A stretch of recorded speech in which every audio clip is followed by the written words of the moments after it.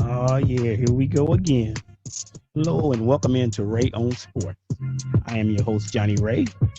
In this podcast, we talk all things sports from my own opinion. You may agree or you may disagree, but all I do is ask that you listen. So come on in, buckle up, and let's take this ride. All right, all right. Welcome back. Welcome again to Ray on Sports. I am your host, Johnny Ray. We are coming to you live from the JMXR studios in Lancaster, California. The JMXR studios. Yes, that's what I said. The JMXR studios in Lancaster, California. And in this episode, we're going to talk sports rights with a very special guest, Mr. Adam L. Spencer. I'll bring him in right now.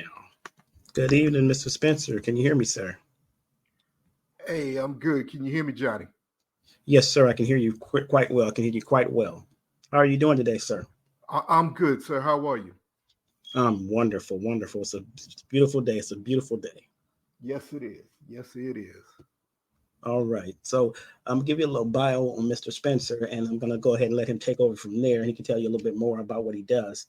Mr. Adam Lee Spencer is an experienced sports agent and sports business consultant strategist.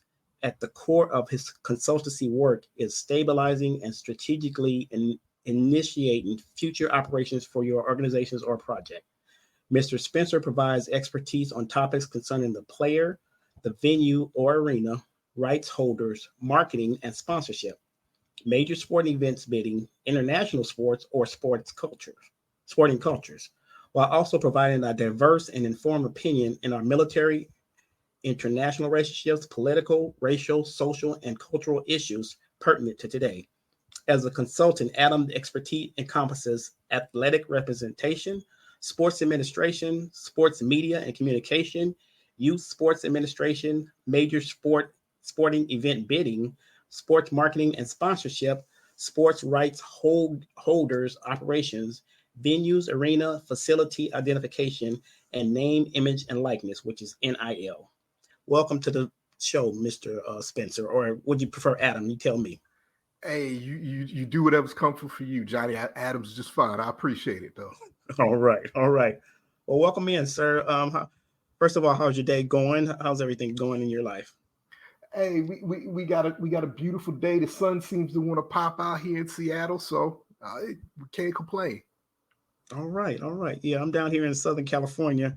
This is about I'm up here in Lancaster. It's called the High Desert, and we hitting about 108 right now.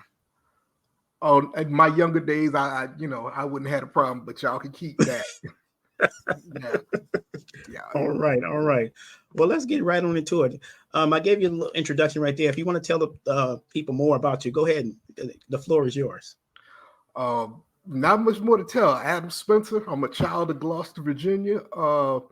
Retired vet, and now I'm a sports agent and sports business consultant. Spencer Group International. We on the internet. We all over the interweb. So glad to be here. All right, all right, all right. So, with that, I know there's a lot of questions. I'm sure people will come on and ask questions about certain things. But one thing I want to hit on before we get to some of the major questions is about the NIL. For those who don't know about name, image, and likeness, can you kind of open their eyes to that and tell them exactly what it is? So, name, image, and likeness is easiest way to explain it for the purposes of sports in America. It's focused on the collegiate athlete or the high school athlete, and it's an option for that young athlete to monetize him or herself off their name, their image, or their likeness. So, in other words, I could go off and brand myself. I could go off and make and get me a little logo, slap it on a T-shirt, a book bag, or whatever, and become a brand. And now I can make money off of that. Whereas before 2021, I could not do that. The only and Go ahead. I'm sorry. Go ahead. No, go ahead. Whereas in the past, the only folks that were generally making money off of that was the school institution itself, the head coach, and maybe some of the staff around the athletic department. Okay. Okay. All right. Now, one question I have for you about that. I'm a parent. I'm trying to get my kid in school, and the NIL is going on right now. What makes me want to put my kid in school, and what motivation do I have for not how would I say it? Not just have them go to school just for the money. What's the motivation behind that? Well, there's always mission one, and that's educating our children. Okay. That's mission one, obviously. Now, there's also this is NIL can be a support process in the maturation of said young person also. Mm-hmm. Because after 2021, well, the kids that graduated high school summer of 2021, that's that first class after the pandemic. Okay. Every decision they made from an athletic standpoint to carry their athletic career forward in college was a business decision. And we have to look at it in that manner. So that's the second piece. Your student athlete can become a business, put it that way. Okay. Within this process. Within this process also, depending on said son or daughter, said child's status, they can walk into a school getting with a $5 million check waiting for them, depending on, you know what I mean? Right. Maybe it's not 5 million. Maybe it's $1 million. Maybe it's 2 million. Maybe it's a couple of 100,000. So for starters, for you as the parent, that child's basically off your books now. Okay. Okay. All right. to make it real simple. Okay. That child's, the child is no longer a bill for you. Depending on the child and the situation and the sport him or her is going into, you may become the bill for the child instead of the child being a bill for you. Okay. Okay. Caleb Williams has monetized himself. Marvin Harrison Jr., the Maserati Marv. You look at Angel Reese. Look at what Flau'jae is able to do with her rap career and continue to play ball. 5 years ago, those kids would have been suspended from school and basically labeled as a problem child because because they monetized themselves. Okay. So that's the basics of it. And oh, by the way, circle back to mission one. I'm able to put said child into an environment where they're educating themselves for whatever it is they want to do. Whether it's after college, if the child is that great of an athlete after their professional career. Okay. All right. So with their professional career, you say they become not a bill for the parent anymore. Basically, they're taking care of themselves. Right. So what type of things would keep my child in school? Because I'm saying everybody's not a Caleb Williams, everybody's not going to be an Angel Reese, everybody's not going to be a Caitlin Clark. I'm just that student that's trying to make it through college, but I see the opportunity to brand myself, right. But I might not be that top pick, or I might not be that top draft choice. How do I navigate through that? So, number one, the first question of, the financial benefit is what's going to keep you in school. Okay. I mean, we see these running jokes now. If you follow sports the way I do, you see these running jokes now about it's guys and gals in college, 26, 27, 28, 29 years old now. Mm-hmm. And and it's not because they, like something we saw maybe 20 years ago, had a military career or whatever the case is, or played baseball before they decide, got a professional opportunity with baseball. Didn't work out for them, or for whatever the case may be, they wanted to just try. They'll go back and play football now. Mm-hmm. The Chris Winkies of the world, the Hensons of the world, that was quarterback with the Cowboys there for a little while. Okay, Look I at remember. yeah. You look at Brandon Weeden from the Browns that got drafted in the first round. Mm-hmm. Played baseball for, I think it was 5 or 6 years, and made a decision to come back. Still had the college, worked it out to where he had his college eligibility, and played for 4 years, and then got drafted in the first round. So, there's that. Okay. All right. Okay. So, Mark, I have some questions here that I got off of here. And I'm just going to ask the questions. You give me your honest opinion on them. Okay. What's the next big move in the world of sports? Okay. All right. So I'll give you a few. Okay. Streaming pushing out the RSNs. Okay.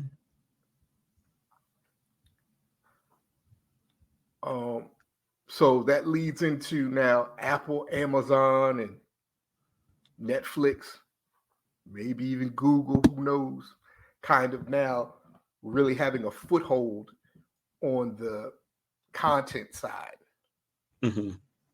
of sports as a whole. Number 2, I'll throw this out there. Unionization at the collegiate level. Wow. I've heard that. I've heard people talk about that. You go back and you look at the Dartmouth ruling, where they basically were allowed to unionize. Now there's more back and forth with that. And there's if you are a parent, there is something you need to pay attention to as the NCAA continues to just basically lose court cases. Mm-hmm. You're starting to hear a term come out in media circles. It's even been thrown out in the explanation of some of these rulings. Right to work laws. Okay. If you're a parent or the athlete, I would challenge anybody to Google and make yourself smart on right to work laws. Okay. That's and what's right to work laws?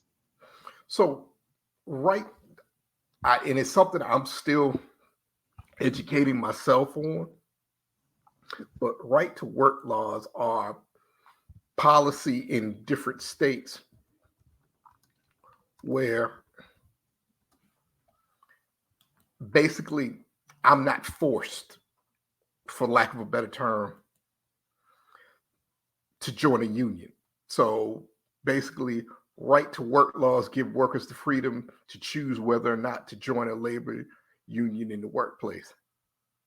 This law also makes it optional for employees in unionized workplaces to pay for union dues or other membership fees required for union representation, whether they are in the union or not. Okay. Right. Okay. So that's the basic sort of construct behind the right to work laws. Mm-hmm. So if you look at it, there's 27 states that have right to work laws. Joe Biden won 5 of those in this last election in 2020. Okay. I don't care what your politics are, who you support. I don't want to hear your mouth running about whichever side you support. There is a clear message in that stat alone. Mm-hmm. You look further, a lot of those, the majority of those states are in the South. Mm-hmm. Wow. So we know football is the number one financial driver in college athletics. Right. Right. Basketball, and don't try and play gender either, because both of them are driving money. Right. Especially the women's basketball now. Right now. Exactly. It's number two. Mm-hmm.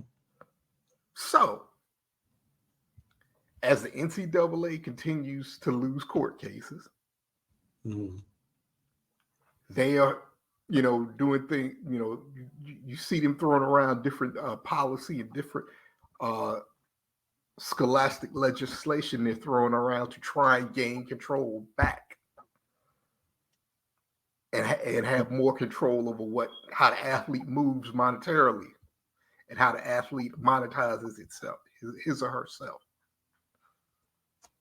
So you're looking now, if the NCAA keeps losing court cases, but all the while still trying to control how the athlete moves and monetizes himself. Mm-hmm. This is just dumb me talking, but the one ace in the hole for the athlete would seem to be unionization. Right. Right. That's the way it's going. Right. That would seem to be the way it's going, because you look at the decision to go to play players back to, if I'm not mistaken, 2014. Yeah. Yeah. Okay. That's the next sign that revenue sharing is coming. Wow. Wow. And so you're going to see some form. So that'll be the next thing. So you're getting to a place where you'll see some form of revenue sharing, whether it's the NFL, where it's split between those 4 or 5 now, I think 5 or 6 rights holders that hold the rights to broadcast the NFL. Mm-hmm. That money now is right now split between the players and ownership, or the league, Okay. put it that way. So it's only a natural progression of when you get to, at the NCAA level, with the money that is now being funneled into TV deals, and you're going to see the next round of negotiations for TV deals and at the big, at the quote unquote Power 4 level. Mm-hmm. You're going to hear that start to ramp up again 2028, because it's the Big Ten, the SEC, and the Big 12 should all have their TV deals done by 2032. They'll be ended. So you go back into to the negotiation table, basically, for all 3 of those conferences. Mm-hmm. You look at the situation right now with Washington State and Oregon State. If they can figure themselves out, or whatever it is they want to do, there's talk that maybe they kind of rebuild the Pac-12 again. So that would be another television deal. Right. And now, do you think that is that why they merged the way they did, like when USC and those teams went to the other conferences? You think it's all about the deals and the money deals, or is it about the because they're already getting national notoriety because of the school they are, like the USCs, the Oregons, because of the players that are coming out of there, and they know that the SEC is the to me, SEC is the hugest conference. That's where if you got a child that wants to get in it, that's where you take them to. You send them to Alabama, you send them to a Georgia, you send them to LSU. Do you think that's why those schools did what they did? They merged like that? Well, there's a lot more context. Let's not lie to ourselves. Money's at the root of it. Right. Let's not lie to ourselves. This is, let's be honest with the people. Mm-hmm. But there is context. There's a conversation about the amount of money, Okay. because that was part of why the Pac-12 fell apart. Mhm. Because what part of the conversation is, the deal that the Big 12 got is the very deal that the Pac-12 had on the table from ESPN and Fox. Oh, wow. There's also issues of regional and local alliance within the schools. Mhm. Stanford is not going anywhere without Cal. True. Right. USC is not going anywhere without UCLA. Right. You look at the ruling in the state of North Carolina with some of the noise now surrounding UNC, Mhm. making it harder for UNC to just bolt Right. and leave it. Let's just leave NC State behind. Let's just say. Mm. So there's statewide and local political connections involved in it. Okay. There's also an academic connection to it all.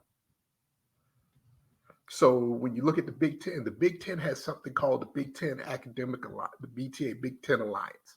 It's an academic alliance. It's basically a regulation that states that you have to have AAU status academically. That's an all-American academic university. I think that's the correct. I think that's the correct explanation of the acronym. I might be wrong. I'm sure some of your listeners will be happy to tell me when I'm wrong. But so with that, you have to be a tier one research institution. So, in other words, on the research side, you have to be pulling in money anyhow, and have to have research studies in place to pull for that money to be pooled to. Right. Not everybody can do that. That's part of, and that's where Oregon State and Washington State got left behind. Mm.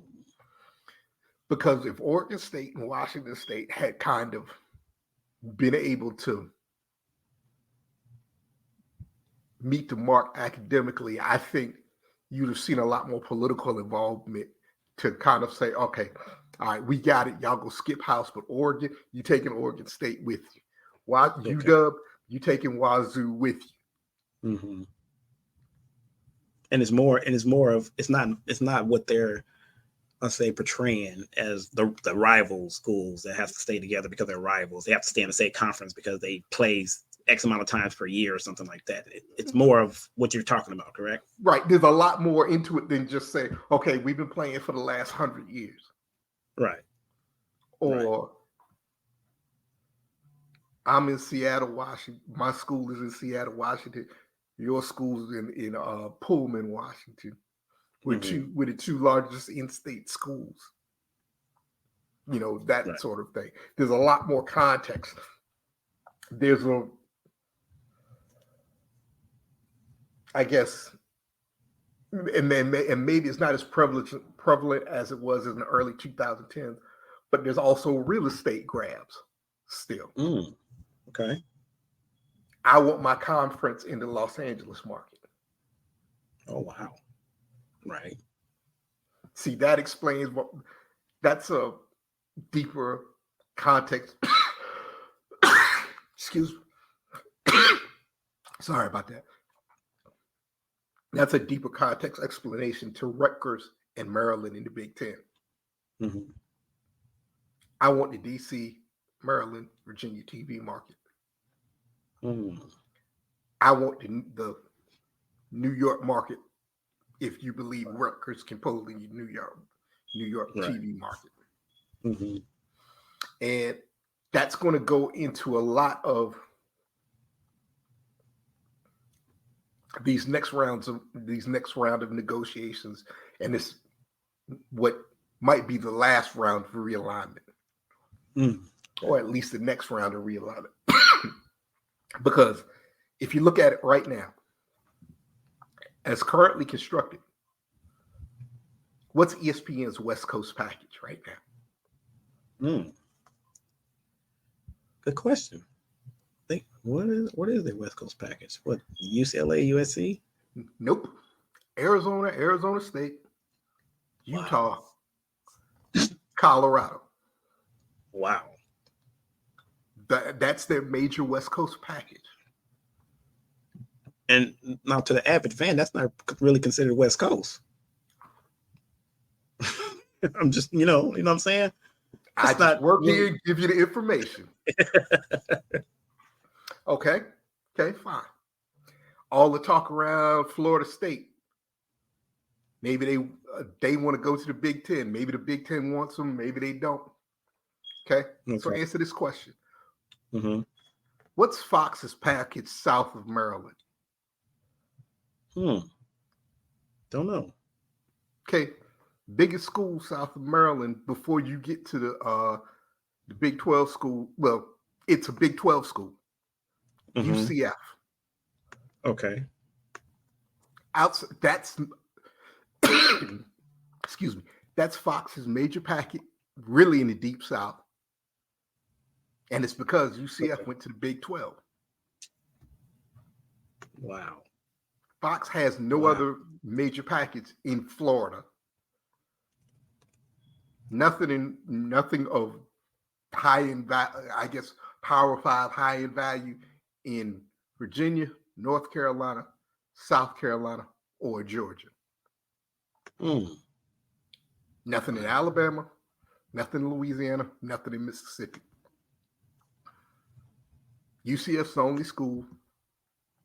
And the next school in quote unquote the South would be those Texas schools in the Big 12. Mm-hmm. So the real estate buy aspect of it is also in it. Wow, that's huge. You know, and for those tuning in right now, this is Ray on Sports. We in with Mr. Adam Spencer talking NIL, talking college realignment, talking all things sports, talking finances, talking the real about it. I appreciate him coming on. He's talking the real. So you guys ask your questions. If you've got questions, please chime in. Mr. Adam, what has sports world learned from the pandemic?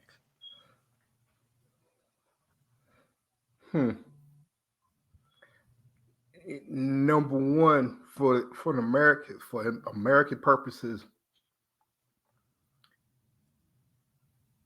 we're very reliant on the two coasts. Okay. Especially in anything not named NFL or MLS. And that's because of the way the TV deals are structured. And this is part of the RSN conversation, which are slowly going by the wayside. Because take a look at basketball, baseball, hockey. Those are all leagues that have a standard television deal with a network, ESPN, Fox. Okay. One of your major basic cable, sports networks, or an over-the-air network, CBS, NBC, you name it. Those three sports, look at where the balance of decent teams are. More often than not, it's up and down East Coast. Wow. So I say this. Look at who stayed in the red or at least broke even during the pandemic. Okay. Golden State, the Los Angeles teams, the New York teams, the Boston teams, obviously. You could probably say the Chicago teams and the Dallas teams would do okay, were okay, but that's because it's Chicago. It's Dallas. Everybody else kind of, those hits that were being reported, a lot of that was those Midwest cities. if you do have a team in the Deep South that's not in Atlanta, there you go. Wow. Just real quick, my man DJ Man just came in the building. That's my boy he's from down south. For sure. How you doing today, sir? I'm good, man. You know, I know we talking sports, so you know, I'm always for that, man. Yeah. We'll be talking to Mr. Adam Spencer. He's a experienced sports agent and sports business consultant and strategist. We talking NIL. We talking sports learn world. What we talking about right now is what the sports world learned from the pandemic. Go ahead, Mr. Spencer. So, next thing that we probably learned is that you can do it without the fans in the arena, in the stadium. Wow. It's a different sound. Looks a little different. A little weird for us because we're not used to it. If you look at the European market, and that's not to say that they're used to it, but they do have concepts when certain clubs are getting punished or whatever the case is, and they use this term playing the game behind closed doors. So what that means is basically there's no fans allowed. They have different, I guess, regulatory reactions to incidents or whatever, where you won't see a certain section of the stadium filled. Wow. At a match. So that's a little more normalized construct for Europe, but for America, you know, we know what we saw when, you know, something like the bubble. Right. And people talked about the bubble. They said how it was. I guess they say it wasn't considered a real sporting event because it was in a bubble. But to me, that was the most hardest event, most hardest championship to win because you don't have what they call the home court advantage. You're playing in a neutral zone with, you know, fans being pumped in, you know, sound being pumped in, fan noise being pumped in. I think to me that was the hardest thing to play. Right. Go ahead, kid. I think that was trash. I think the bubble was trash, bro. I'm with you that was more challenging, but I think psychologically, man, I don't think you know, I think it killed momentum. I think you know, momentum plays a huge part in sports, and I think psychologically, man, it just made it hard for both teams, and I don't think everybody was playing at their best. I'm gonna push back on that. And I'm going to throw this at you. Okay. Look at the scoring before the bubble and look at how it jumped during and after the bubble. There's a clear delineation. That means that people wasn't playing defense. You can say that. You will make that argument fine. I contend that they were locked in more. Because of the non-distraction, because of not the distraction of the fans, they were locked in more. Yeah, well, so and we know the celebrity status of NBA players. Okay, so you don't have the travel issues. You know, I can't go run the streets at night because I'm liable to catch something and die, or they going, you know, right.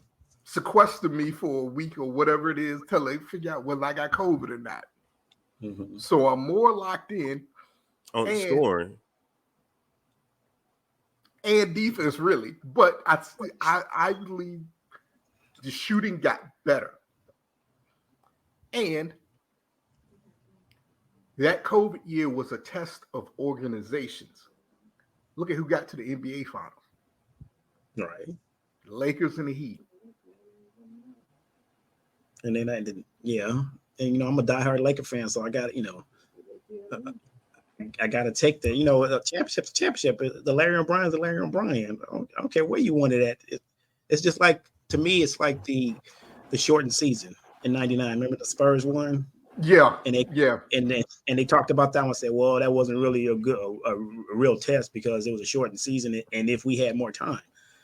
A championship's a championship. Larry O'Brien's a Larry O'Brien. The trophy's a trophy. Are you gonna put scratch on the trophy and says shortened season or bubble Yes, season or whatever like that? It's just yes, gonna you say should. championship. Yes, you should. Every championship is not created equal. Yes, those has his little asterisk to it, man. Like I feel like you know, since COVID, well, since in that bubble, what it took to be a champion is not the same that it took outside of the bubble.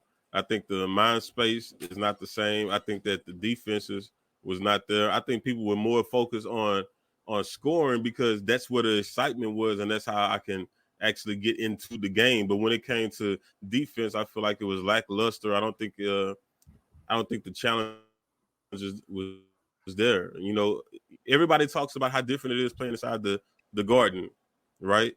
Mm-hmm. But you didn't have that. You didn't have to overcome those obstacles. You didn't have to play in places like the Garden or deal with the heat in their crowd, the pace of the East Coast. Really, you know what I'm saying? Like how the crowd is and the way that it influences the game.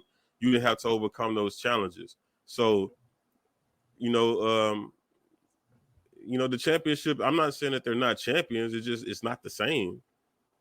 It's not the same to me. But you know what? That sounds like a Laker hater right there. No. See, I don't care. I don't care. All right, let me put it to you like this. I ride with the Spurs and the Rockets just because I'm from Texas, but I don't really have a team diehard team that I just die hard go for. Not in basketball. So I'm probably the most unbiased one here, man, because I don't really have a team. It's like I just enjoy the sport.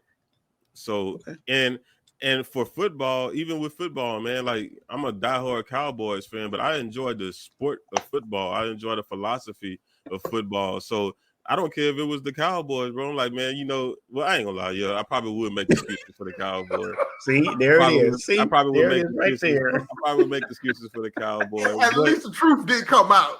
Took me a little while, but it did come out. I'm not a liar, bro. I'm not gonna lie. You know what I'm saying? If it was the Cowboys, I'd be like, I'm not. You know what it is? If it was the Cowboys, I would acknowledge that. That those are facts. However, just as a Cowboy fan, it doesn't matter. It's been 27 years, 28 years. I don't care. We need a championship. Period. I don't care how we get it. Let's just get one. We'll deal with the rest of the stuff later, bro. I can care less. Wow. All right. Wow. See, I knew it was coming out sooner or later. I know Cowboys was coming sooner or later. Knew it. Man, what's wrong? Every time I talk to what's somebody, wrong with the Cowboys? Ain't nothing wrong with the Cowboys, man. I appreciate you guys do your thing. Jerry. Oh, so I heard this and Adam and man, you guys tell me about this. So Jerry Jones did an interview the other day. And he says this guy. He says, I don't care who you bring in, I still call the shots. I'm still the final say. Trash. I don't care what a coach you bring in, whatever you do. I have the final say on everything. I don't need no extra managers. I don't need no extra sports agents. I don't need none of that because I have the final say on everything that goes on in the Cowboy organization. What y'all think about that?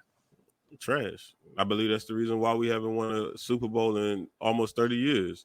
Trash. Now, let me say this. On average, teams go 33 years between dynasties. In the 90s, we had a dynasty. Teams go 33. This is numbers. We're talking numbers, right? Okay. So on average, teams go 33 years without a dynasty, which is the reason why you only have teams like the 49ers, the Steelers, the Patriots that are either equal or have more accomplishments than the Cowboys out of the 32 teams. But Jerry Jones is definitely the reason why we have not been able to get to the promised land. It's him and his mindset. So Adam, let's talk about Jerry. You're sports agent. You deal with owners. What do you think of Jerry Jones? Al Davis. Okay. Yep. I can say that. And if you ever hear Jerry speak personally, he looked up to Al Davis. He modeled himself after Al Davis. No, the difference is he's kept the Cowboys a much more consistent franchise. in his later years than what Al did with the Raiders. They are both these kind of iconic figures within the sport.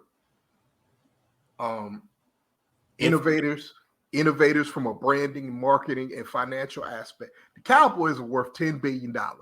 Yes. Right. Can't everything be wrong? Right. All right. Can I say something about that real quick? Go ahead. You say can't everything be wrong? I think the business is right, but the product that we're putting on the field is wrong.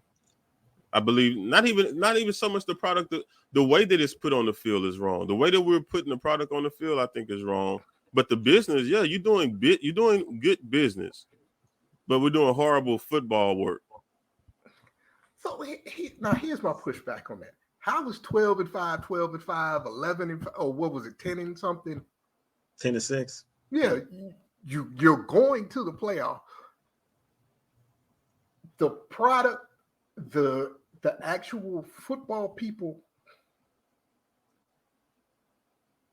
aren't truly failing. It's a whole lot of organizations that would like to be in the playoff hunt every year. That's facts. And it's a whole lot of organizations that would like to worry about why we can't get out of the first round or second round of the playoffs. That's true. So I think you have to give him credit for that.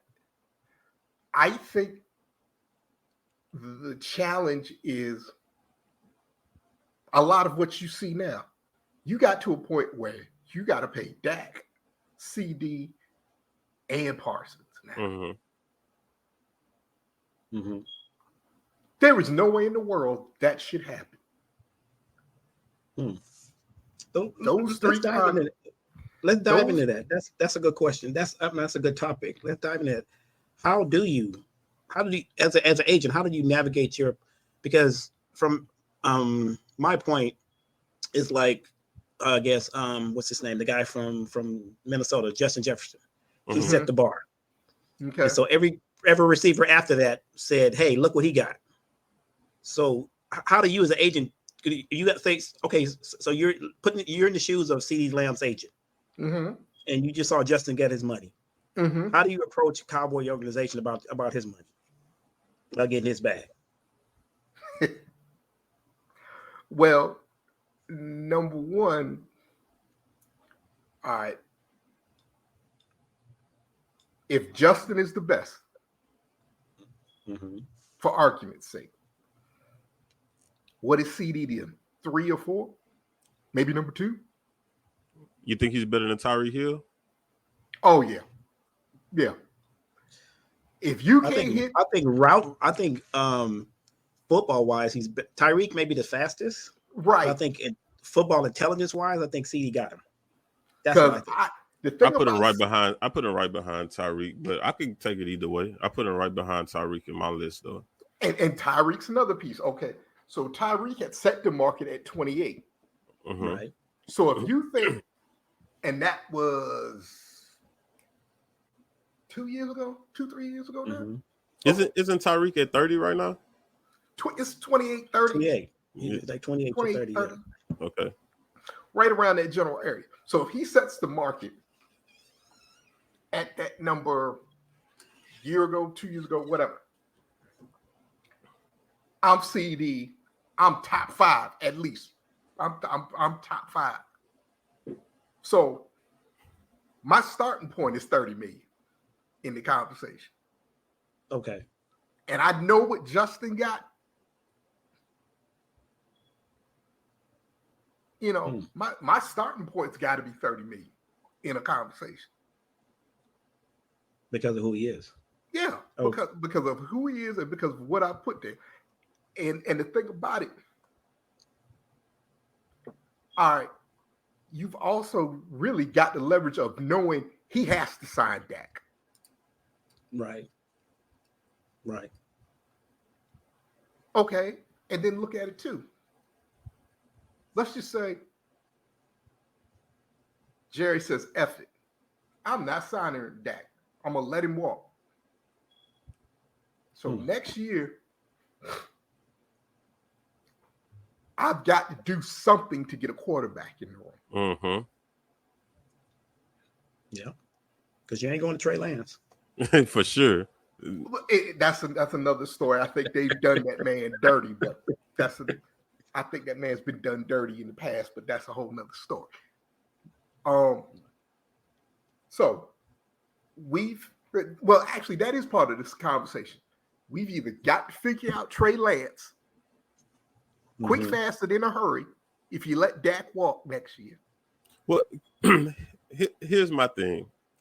I think all of this stuff is purposely done. I think I really feel like you said that they did Trey Lance dirty. I really feel like Trey Lance is just a chess piece in the game called Dak, whether we're going to keep him or not. And I really feel like they really are putting Dak in the bind to whether you're going to put up and stay or not put up and we're going to get rid of you. And I really feel like they really wanted Trey, they wanted Trey Lance to be that guy. And I think this preseason showed them that they're a long way from where they want to be in the replacement of Dak. And I just feel like I feel like you said, man, you know, a lot of teams would like to be where the Cowboys are, you know, being in the first round of the playoffs every year. But somewhere along the way, we got to get over the hump. And I think Jerry Jones is the issue.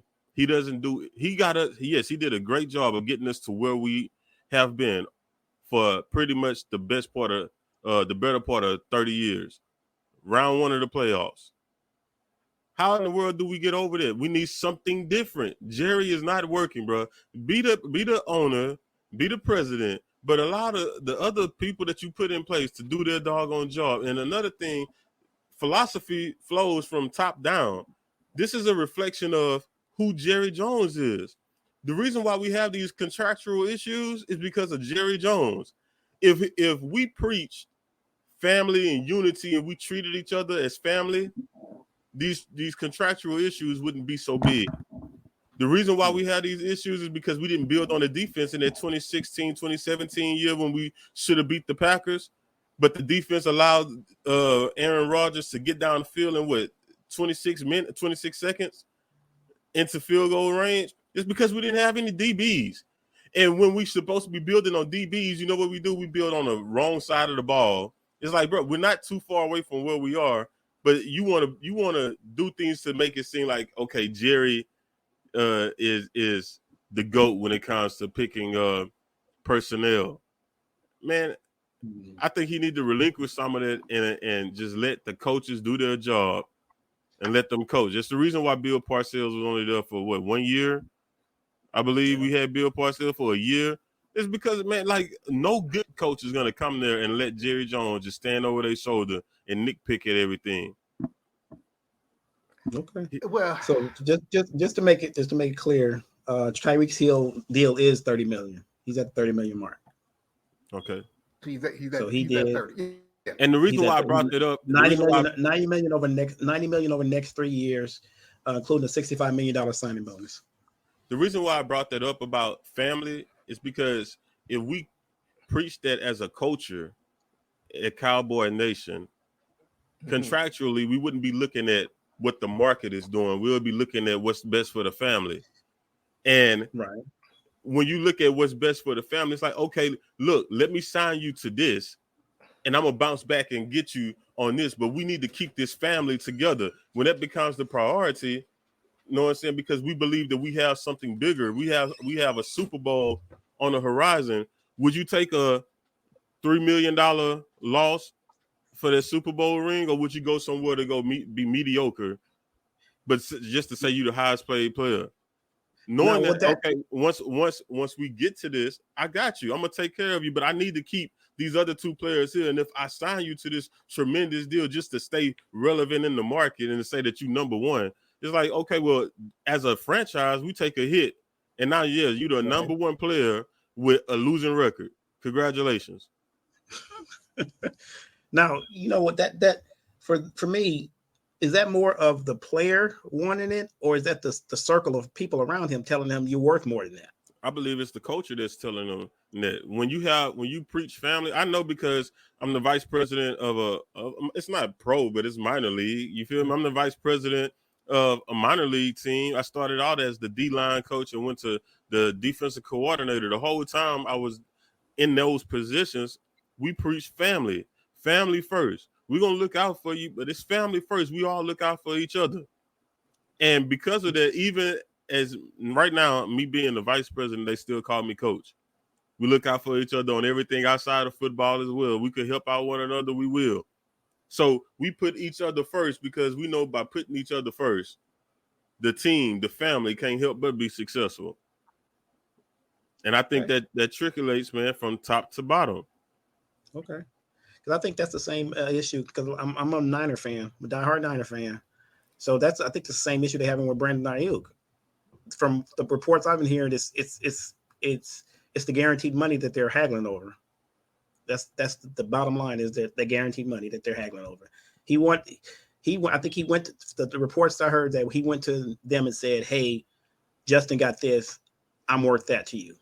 But like you said, if it's family, to me, if it's I can understand the dynamics of, you know, your finances. You know, you taking care of your family, you taking care of yourself. You're trying to make sure that, I guess if you have a job, if you're at a job and you say, "Hey, I'm at this job, I'm making X amount of dollars a year," and you bring in somebody else who's making more, but they're doing the same thing I'm doing, or I'm doing it better. Yeah, you go to management and say, "Hey, how come I can't get paid what he's getting paid?" And he just walked in the door. So I think in Ayuk's case, that's what his circle is telling them, that you're worth more than that to them. You're a valuable piece to them, and they can't afford to lose you. So yes, hold out until you get what you want. But to me, I think they're off like a million. That's the negotiation is about a million, and it's the guaranteed money. I have a question for y'all, man. And you know, is no hidden agenda or nothing behind it, but I just got a question. So can y'all name me anything where money became the priority and the quality of that thing still stayed the same? Adam, I'll let you take that one. Because for me, every time money becomes the priority, it seems like the quality lessens. True. Because in college, it's the same way. And that's what we were talking about before. We were talking about college, the NIL in college. Does when money becomes a priority, does the quality go down? Yes. Do you not work as hard because you're getting paid? Man, when you have options, the need to stay there and endure becomes less. I'm gonna throw one at y'all. Okay. And it may be a little out of the box for y'all, maybe not, depending on what kind of other sports you follow. The Premier League in England. Okay. And the NFL. Okay. Are probably the two entities that money is an obvious priority. Make no bones about it. It's very clear. The leagues probably wouldn't even lie to you and say they're not. Where an influx of money is an obvious priority and the quality got better.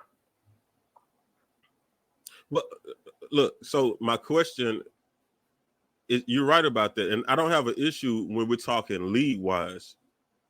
But I'm talking about player to franchise, or just player to franchise, because I understand business have to go on, you know. Right. So the brand has to do business, the league has to do business, but when it comes to the actual reason for the season, right, the actual point of it all, football, when football takes a backseat to finances, the attention to football becomes lesser and the attention to the finances becomes more. So for me, every time you put your attention to, or your priority to, the finances, man, the thing that was the reason for the season, the quality becomes lesser.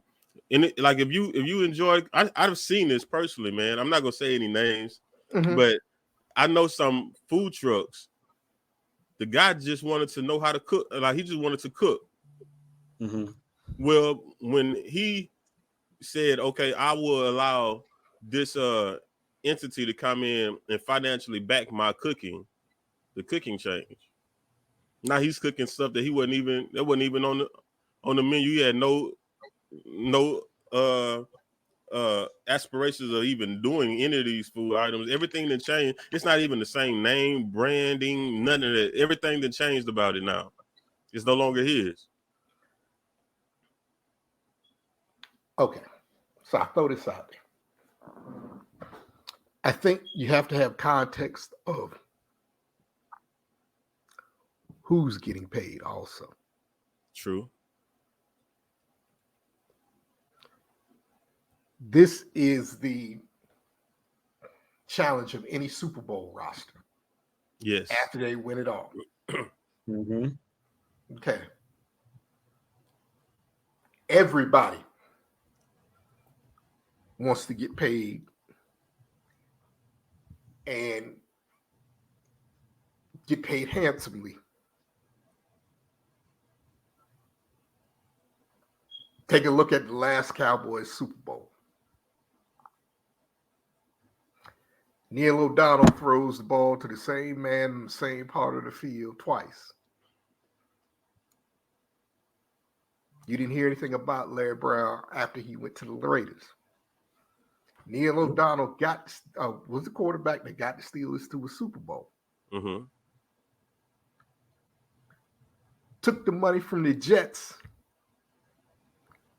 and did what? Nothing. This is my thing. And I'm not saying that as a bitter Steelers fan. No. But check this out. This is my thing, man. Are y'all huge into like rap music or just the music world period? Yeah, All right. right. So are y'all familiar with Koch Records? No. No. Okay, well I put y'all on game. Koch Records is where big artists go right before retirement. And in the NFL, we don't have Koch Records. We got the Jets. If a big name go to the Jets, trust me, they on their way out the door. That's just what it is, bro. Think about it. Think about it. Every big name went to the Jets. They either wrote them off and they had to fight their way back, or it was done for with them. Mark Sanchez. I'm telling you, man. Everybody. Sanchez. And is that more of the franchise having the money to, like, okay, so prime example this year, you got what's his name going to Atlanta? God, what's his name? Oh, Kirk you talking Cousins. about Kirk Cousins? Yeah. He didn't go to play. He went for that bag. Well, this is my thing. I feel like the Jets are. I feel like there's a certain amount of propaganda, storyline telling, and stuff in professional sports as well. And I feel like the Jets is that organization when you're on your way out, because when they want to see if you're gonna make it or not, they send you to the Jets. You know why? Because they could write bad storylines when you're at the Jets. They could write you off when you're at the Jets. I'm just being honest, man. Wow. Well, I don't think Kirk. Well, let's be honest. Kirk Cousins is in the sports business Hall of Fame. Yes. Right. Yeah. Yeah. For sure. His agent is A1. He has one of the best agents in the game. You know, how do you sell a bad Achilles? How you sell Achilles? Hey, man selling water to a wheel right now, man. Well, no, what they're selling is 1 p.m. on Sunday, Kirk Cousins. Yeah. Okay. I like Kirk Cousins too. You know, he's more than serviceable. The dude can play. Yeah. I think you look at the Atlanta situation, and people don't want to talk about it. All they want to do is scream about why the hell did they draft Penix. Right. Look deeper into that. Raheem Morris and Mr. Fontenot, the Terry Fontenot, the GM, they have a plan in place, and people don't want to talk about that part. Mm-hmm. Okay. Raheem Morris, after the Tampa Bay situation, was in that Shanahan tree in Washington when they drafted RG3. Okay. Mm-hmm. All right. He coached in Atlanta when Ryan got hurt, I believe it was, and then Ryan left the next year as an interim. Got to the Rams and saw him through, say, F the kids, F the picks, and still send the kitchen sink and everything else to Detroit for Stafford. Mm-hmm. What you have in Atlanta, and people don't want to say it, is now an in-place plan for their quarterbacking for the next 10, 12 years, whatever it is, whatever that looks like. So I'm really not mad at him. Kirk Cousins, he's in the Sports Business Hall of Fame. Hey, if you can get it, get it. Get it. Okay, so let's go college. Let's talk college since we're talking about that. And it seems like college is going, financial wise, is going NFL. It's gonna, is it for the students that are playing, the student athlete? Is it setting them up for the NFL as far as financial wise with the new deal, the NIL and all that? Is that setting them up for it, or do they still need that? Because I talked about it before. You're in college, you get your money, you get your NIL, you get your branding. Now you got everybody and their mama coming out the woodwork saying how much you owe them. You got the janitor that used to open the gym for you to let you practice a little bit, an hour more, and say, hey, where's my piece? You got your mama saying, hey, you owe me a house. Is that more pressure on that student athlete to perform better? Because like you said, like Ken said, the quality goes down once that money comes in. Well, are you gonna perform better because you plan for your mama, trying to get your mama that new house or that new car she want, or is your quality gonna go down? Or are you gonna try to raise your draft stock? Well, this goes to the context of the conversation we had earlier. Okay. And the parents need to hear this right along with said student athlete, if you will. I said this earlier. Your young student, if he or she is at that level and they get a scholarship to go off to said school, you name it, at the least, if they're at that level in football or basketball, they're coming off your books. Okay? As a parent, you may end up on that child's books because if depending on the situation, that child may be able to either put you in a new house or pay off the house you in in college. So what you have to do for yourself as a student athlete, so you're performing, because if you get to this level, you probably want to go pro. Right. If you're an athlete and you're coming into a collegiate situation where you're able to put that type of NIL deal in place and monetize yourself, do all of these different things, you got all these Instagram followers and all of these great things, you probably have professional aspirations. So you have to have a plan in place how I'm going to get there. Mom, dad, grandma, granny, the cousins, and everybody else, your inner circle better be on board with said plan. Right. I agree with that. We get into trouble when instead of mom and dad, grandma, granny, when the inner circle is not supporting, they're just using the ATM. Yeah, I think in college, college is a special case when it comes to does the money change things, because it does, but I think it's a good idea also.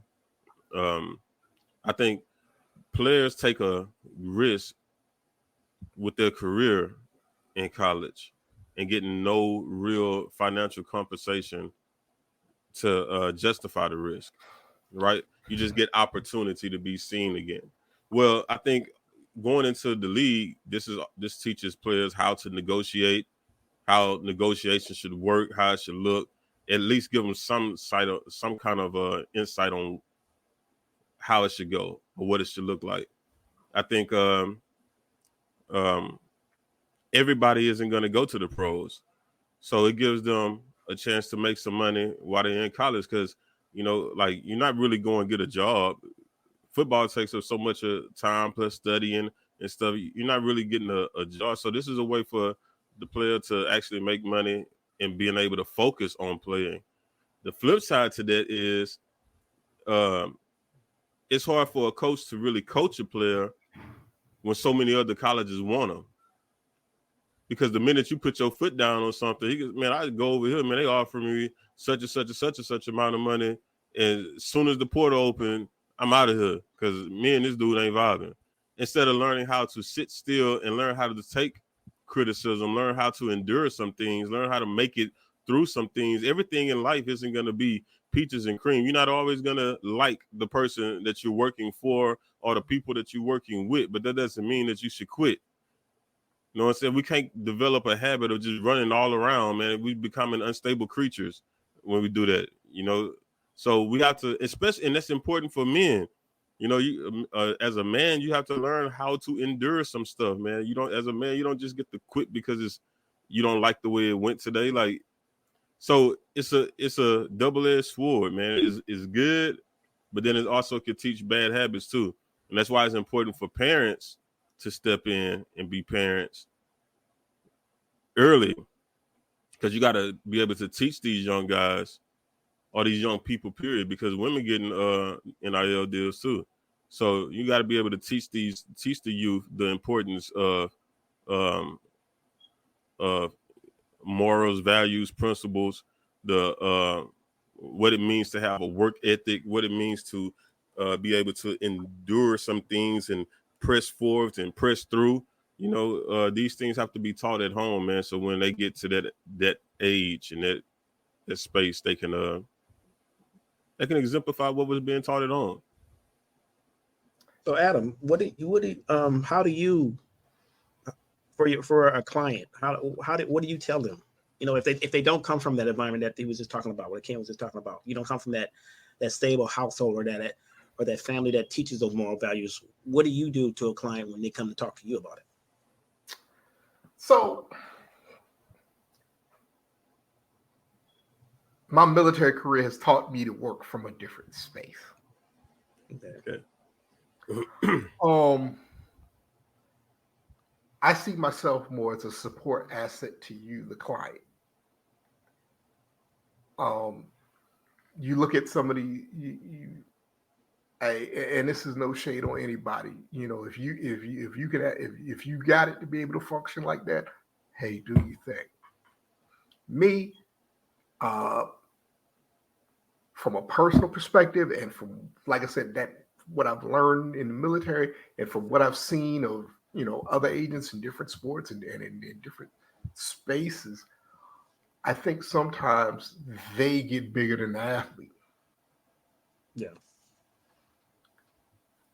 And I tell people this all the time. I'm a nerd about sports, love read about it, love the business part, love it. But I'm also trying to get a couple nickels out of this. I can't get a couple nickels out of this if you ain't on the field Right. healthy and of sane mind and soul, performing. So I take more of a support asset look at it. Um, if we're in that space, then I would like to be able to sit down with said clients, whether it's the NIL or at the professional level, sit down and figure out the inner circle. And it's not so much of giving advice. It's more for me, number one, planting seeds to get said client to think. Because and it's not a thing of absconding responsibility, but if mom and dad, the girlfriend, boyfriend, partner, whatever, or the agent is making all the decisions, and you said client, said athlete have no say, what happens when shit hit the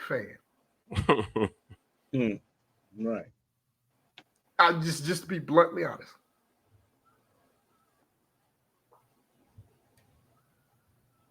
Okay. You might cut ties with me or whoever it is you got representing you, or whoever you're getting advice from. You may cut ties with your family, but there's still no responsibility or accountability within that. You just cut ties with everybody. And now we're off to the next agent or lawyer, whatever, getting representation with no responsibility or accountability for myself or anybody within the circle.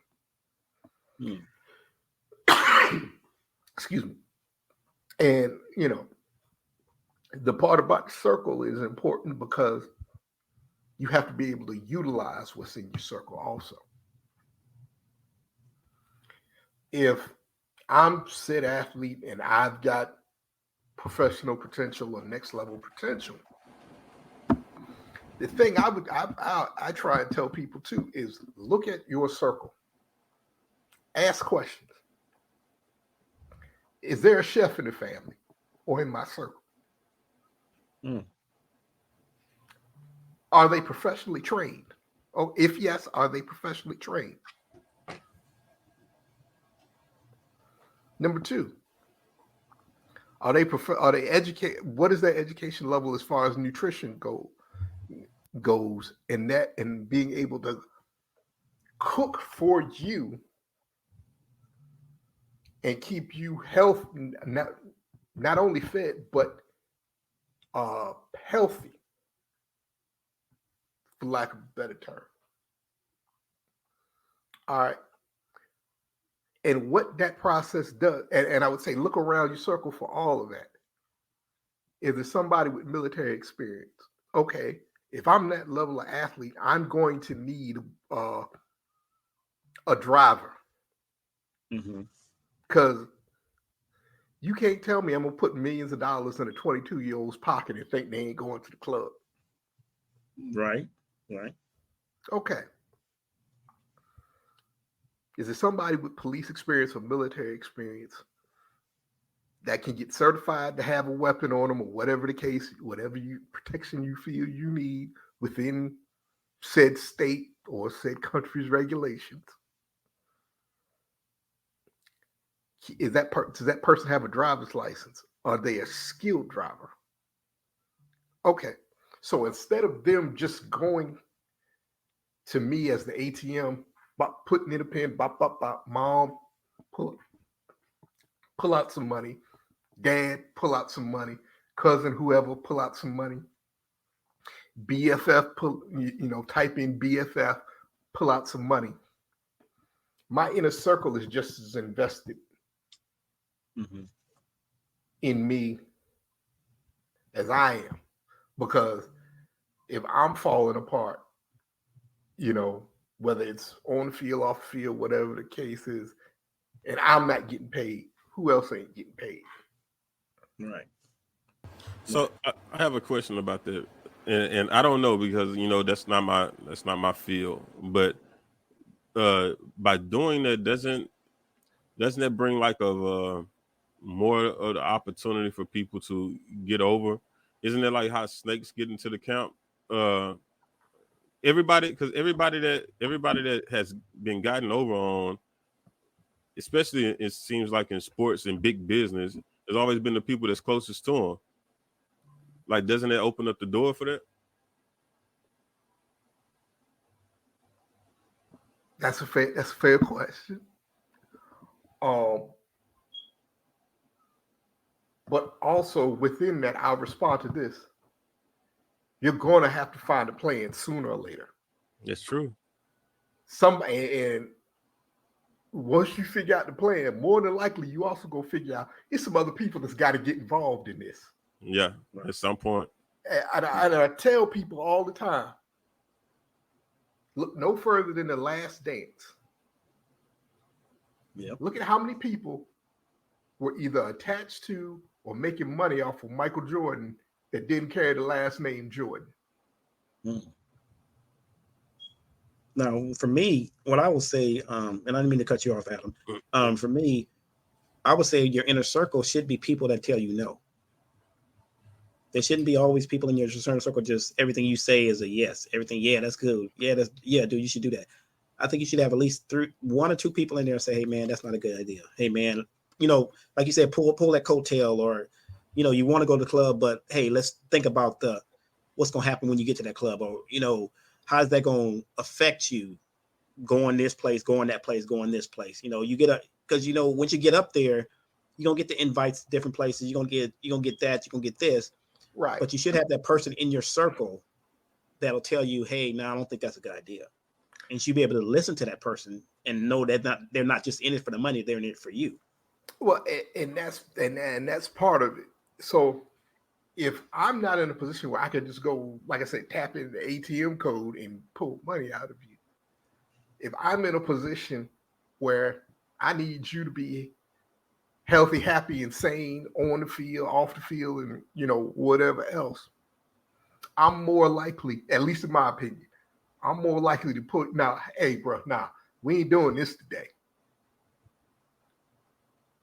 Mm-hmm. Or if we in the club, hey, look, okay, it's getting stupid. Right. Let's get up on out of here. I already parked the getaway vehicle. We ain't got to back. I backed in. All we got to do is get out. Right. That's important to have people like that around you, man. Before I was coaching and stuff, I was DJing and rapping, and I had a friend of mine, a real close friend of mine, man. He got locked up when I first got into. Actually, I wasn't even doing music when he got locked up. He heard about me doing music while he was locked up. Mm-hmm. The very first conversation we had when he got out, man, and I seen him probably like 4 days after he got out because I had to move away. But the very first conversation we had was, hey, man, happy to see you. How's it going? And then he went straight into, bro, I know you doing music. Let me be a bodyguard for you. And that was important to me because everything that I've ever done business-wise, he's always looked to see, bro, what do you need help with? And never looking for anything in return. I say that because people have people like that around, man, you want to keep those people around. Because this guy, when I was doing security, man, he came up to do security for me. I had my own security team at one point. And he would come up and do security for me just because it's my business and he wanted to see it do well.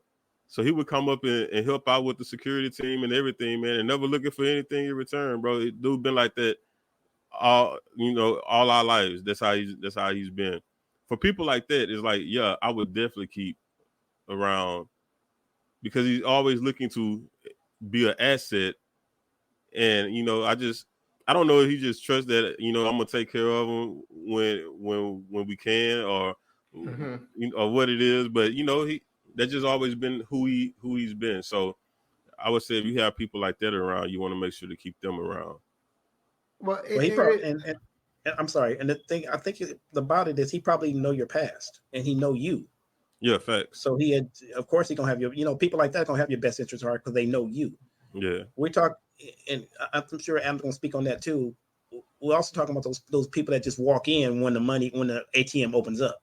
Yeah. They haven't Yeah. been with you that whole time, and now they there now. Hey man, remember back in elementary we used to play ball on the court together. Now Yeah, man. I got this little thing going on. Yeah, like where you been, bro? Right. Yeah, where you come from? Well, Go ahead, Adam. And that's why, to me, the importance of having a plan in place and ensuring those that I put in or I deem in the inner circle understand what the plan is. Yeah. Because, in this may sound cringy to some, but said athlete is not an asset of the group. And everybody else now has to do everything possible to take care of him. I spoke about what you saw in The Last Dance. So take a look at, always keep that in perspective and then keep what LeBron has done in perspective. Because it's not just him involved. Mm-hmm. Mav was smart enough to go get an education. Mm-hmm. Didn't Braun pay for that? Maybe not. I don't know, but Mav was know. smart enough. Yeah, I don't know for sure. I thought I heard it or read it somewhere. But the Mav was, like I said, Mav was smart enough to do it. Yeah. To get it done.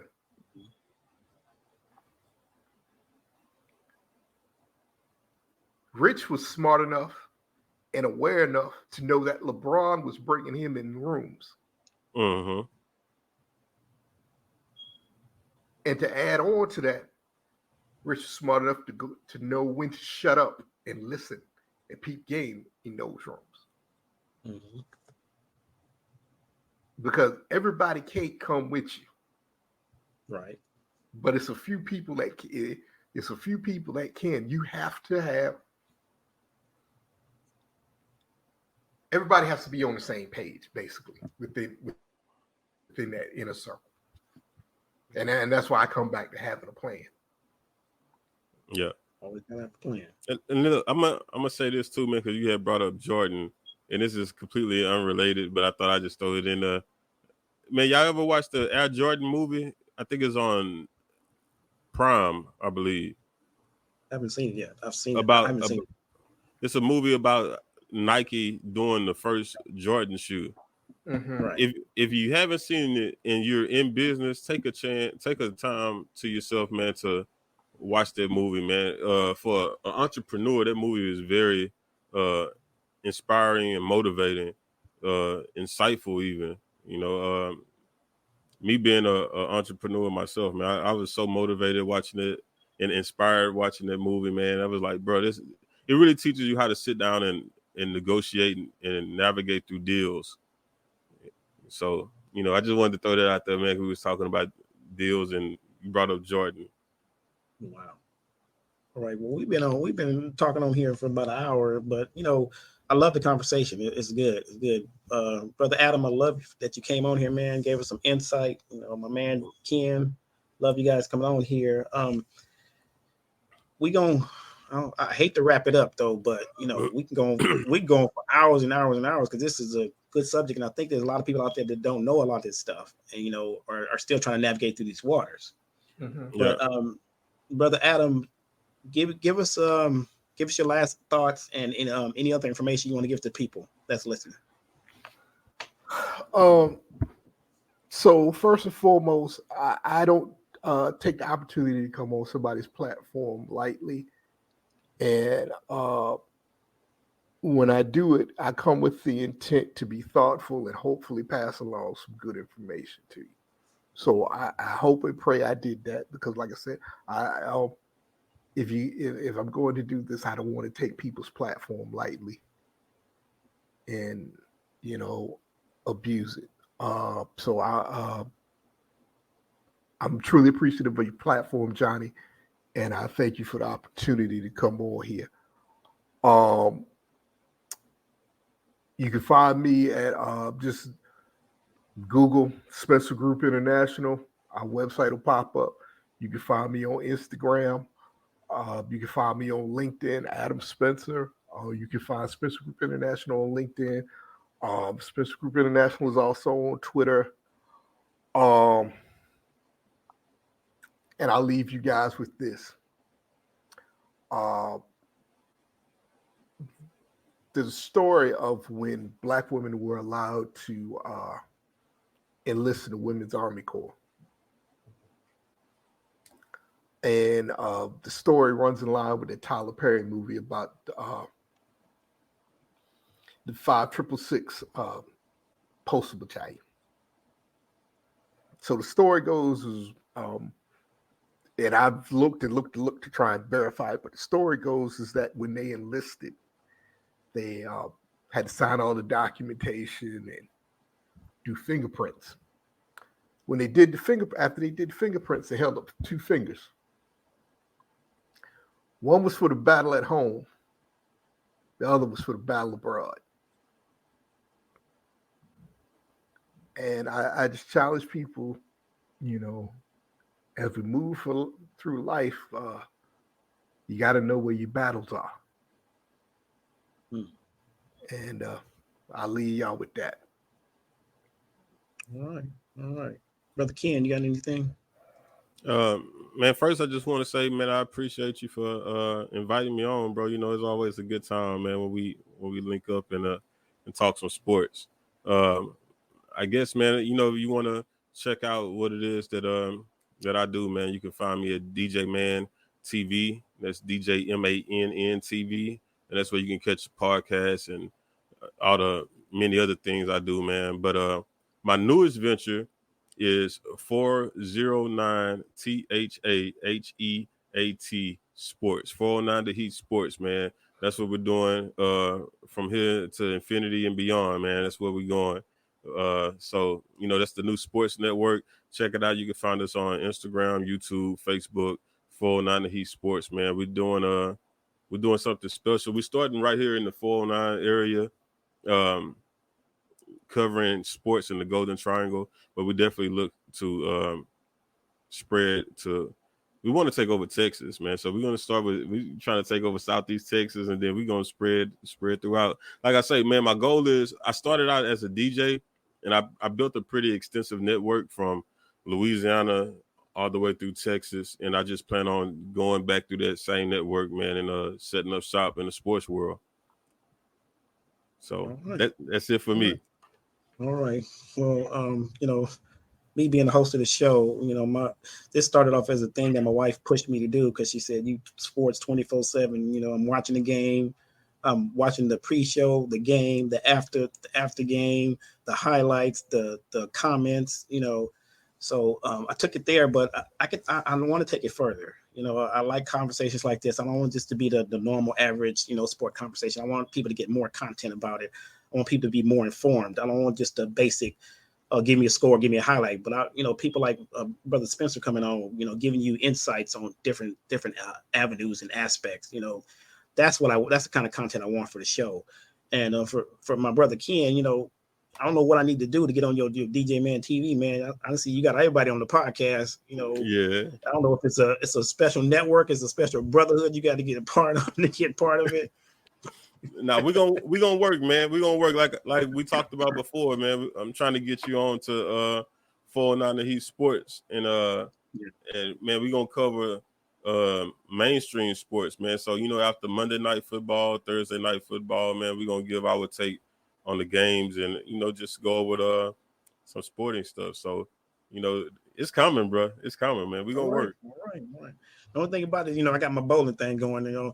Brother Anthony, I'm an avid bowler, so I bowl right now. I bowl Mondays and Fridays, but then my other league starting up, so I'm doing Monday, Tuesday, Thursdays, and Fridays. So, yeah, but it to me that's my release. I feel you. Bowl, get out and bowl and then enjoy yourself. One day you have a good game, one day you have a bad game, but it's the camaraderie, it's the friendships, it's all that. When we out there doing it, You know, I have fun doing it, you know, because I can't really do too much more. But for me, that's my thing. And I had talked to my pastor, and we talked about it. And he told me, if that's what you need for release, keep doing it. This extra stress release, keep doing it. You know, and I advise it to anybody. You need something for relief, do it. You know, as long as it's in the confines of safe and positive. Yeah. But don't do nothing. Don't go out there just go crazy. Like, I just need to go do that. No, come on now. Yeah. Keep it safe. Keep it in the confines. Keep it within your moral compass, right? Yeah. Yeah. Keep it in your moral compass. If your mind start telling you, nah, that ain't good for you, then start listening to that. Listen to that. Definitely. But thank you guys for listening to Ray on Sports. My name is Johnny Ray. Thank you guys for listening. I appreciate you. Take care and God bless.